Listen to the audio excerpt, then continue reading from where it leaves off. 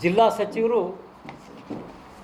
ಬರೀ ಭ್ರಷ್ಟಾಚಾರದಲ್ಲಿ ಮುಳುಗಿರ್ತಕ್ಕಂಥದ್ದು.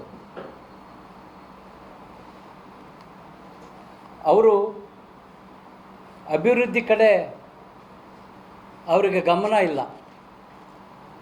ಇವತ್ತು ಅವರ ಇಲಾಖೆ ಸ್ಯಾಂಡ್ ಕ್ರಷರ್ಗಳು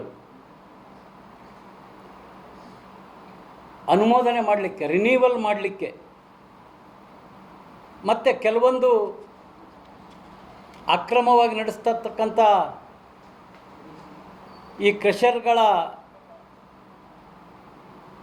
ಭೂಮಿಯನ್ನು 31 ZC ಅಡಿಯಲ್ಲಿ ಅವರಿಗೆ ಅವರ ಕ್ವಾರಿಗೆ ಅನುಮೋದನೆ ಮಾಡಲಿಕ್ಕೆ ಭ್ರಷ್ಟಾಚಾರ. 2016ರಲ್ಲಿ ಹಾಕಿರುವ ಅಪ್ಲಿಕೇಶನ್ಗಳಿಗೆ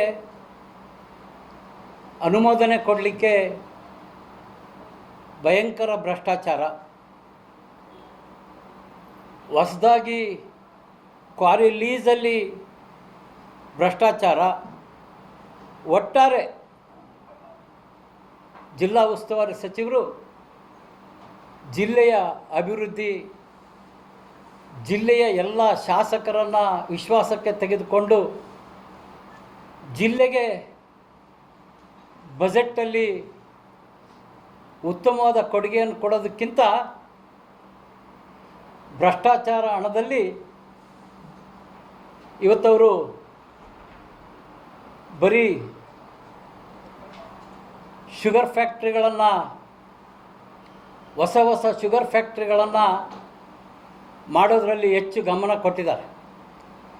ಅವರಿಗೆ ಜಿಲ್ಲೆಯ, ರಾಜ್ಯದ ಬಡವರ ಬಗ್ಗೆ ಕಾಳಜಿ ಅಂತೂ ಇಲ್ಲವೇ ಇಲ್ಲ.